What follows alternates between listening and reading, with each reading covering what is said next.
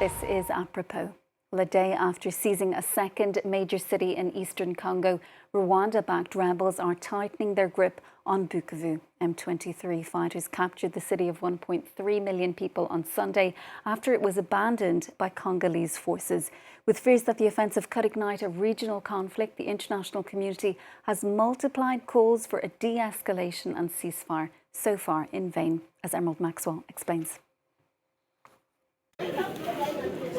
Vendors selling fruit and people milling about. A day after M23 rebel fighters entered the centre of Bukavu, the city appeared calm. We're less afraid now. The fear's still there, but little by little, we see more people moving about. The troops who entered do not bother anyone. You can go right past them and they will not stop you or ask for identification. The columns of fighters met with little resistance on Sunday as they arrived in the key city. But there are still signs of violence and the looting that took place by men, women and children, some of whom picked up weapons abandoned by retreating government troops. We want the authorities who are now in the city to help us with security. Here in Bukavu, we have a serious problem with these young children who have already taken up arms. They are shooting in the neighborhoods, preventing people from going to work. We ask the authorities in the city to take away their weapons so that every citizen can go about their daily activities as usual. The fall of the city of 1 million people gives the M23 fighters and Rwandan troops total control of Lake Kivu, following their capture of Goma last month. Thousands had already fled Bukavu ahead of the M23's arrival. The conflict has so far displaced more than 6 million people in the region. Growing international calls have been made for Rwanda to end its military backing of M23, though it still denies that its troops are in the DRC or vying for control of the country's trillions of dollars in mineral wealth. At the African Union summit over the weekend, leaders continued to call for a ceasefire, although they've been reluctant to take decisive action against M23 or Rwanda, which has one of Africa's most powerful militaries. For more, let's cross now to Thierry Vircoulon, Associate Researcher at the IFRI's Africa Centre. Thank you so much for being with us on the programme this evening. As we know, 1.5 million Hutus fled to Congo after the genocide in Rwanda. So for the Rwandan president, do they still represent a threat? What is the root, Thierry, of this current violence? Well, the Rwandan president is indeed justifying his support, his military support to the M23 because of what is called the armed group that is called the FDLR. And indeed, the FDLR are the legacy, I would say, of the people who committed genocide and who fled to Congo in 1994.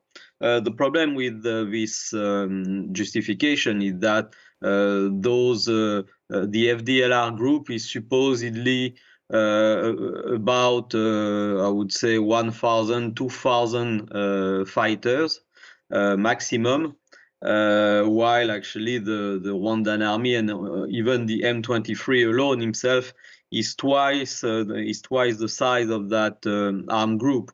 And we've seen that the M23, with the support of the Rwandan military, has been able to defeat the Congolese army in Goma, plus the South African army, the South African troops that were present and some mercenaries.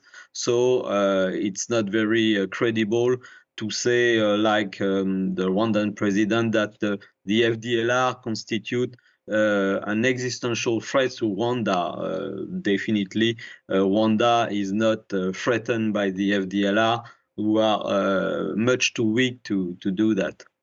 And as you suggested there, the M23, it's one of nearly 100 different militia operating in eastern Congo. Why does the region remain so unstable? Well, the region is unstable for the past 30 years because there is an economy of predatory economy that is very useful for a lot of stakeholders, and that enables armed groups to found themselves but also enables the people behind the armed groups to make a lot of money. And therefore, the center of that system of conflict is the predatory economy in the Great Lakes, and that's why it is so sustainable over the past 30 years.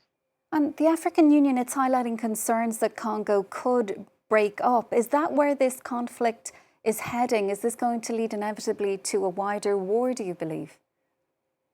Well, we have been in that situation at the end of the 90s. So what we are seeing now is kind of the same scenario that the one that happened in the late 90s. And we see that there are already several foreign armies who are involved in that conflict.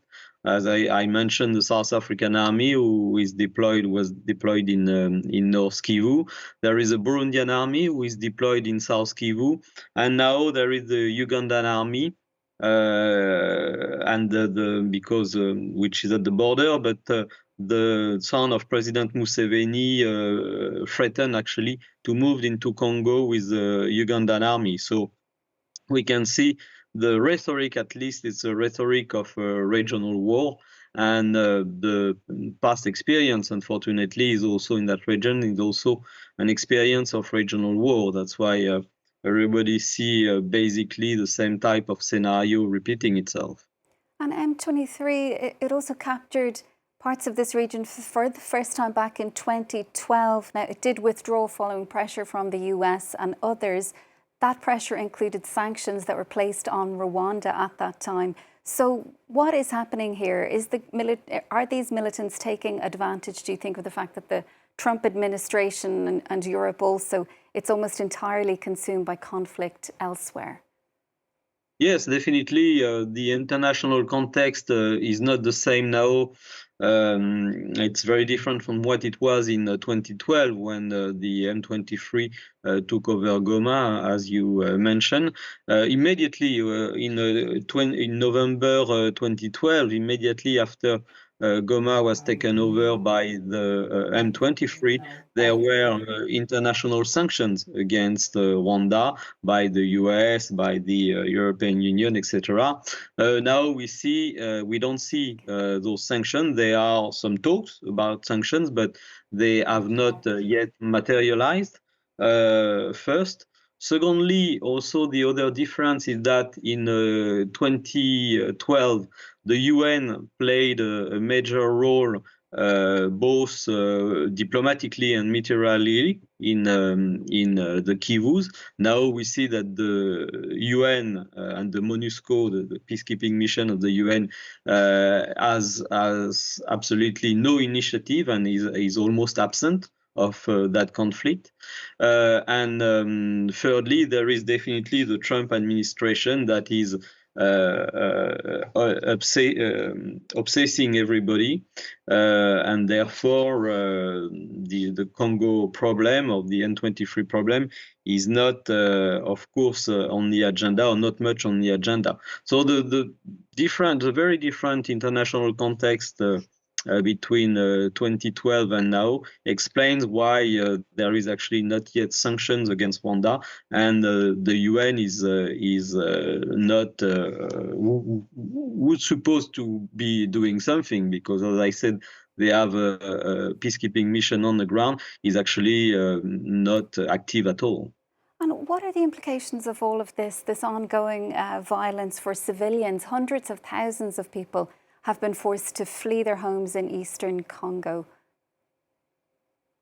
Yes, no, definitely. Each time there is fighting there is massive displacement of population, and the M23 ordered the people to leave the camp around the city of Goma. That means about 4 or 5 100,000 people, and they have basically nowhere to go, really. And also it creates a very serious security problem in the cities of Goma and Bukavu, because they are big cities, more than 1 million people, and as the police has left and there are no local authorities, the risk of looting and the risk of crime is very high, and there will be, as it was mentioned in your reporting, there is already some crime problems, some insecurity problems. So it's very difficult to have major cities without police and without local authorities, and of course the consequences are dangerous. Thierry, we'll have to leave it there for now. We do really appreciate your analysis. Thank you so much for joining us on the programme this evening. That's Thierry Vircoulon. He's Associate Researcher at the IFRI's Africa Centre. We'll leave it there for now. Do stay with us.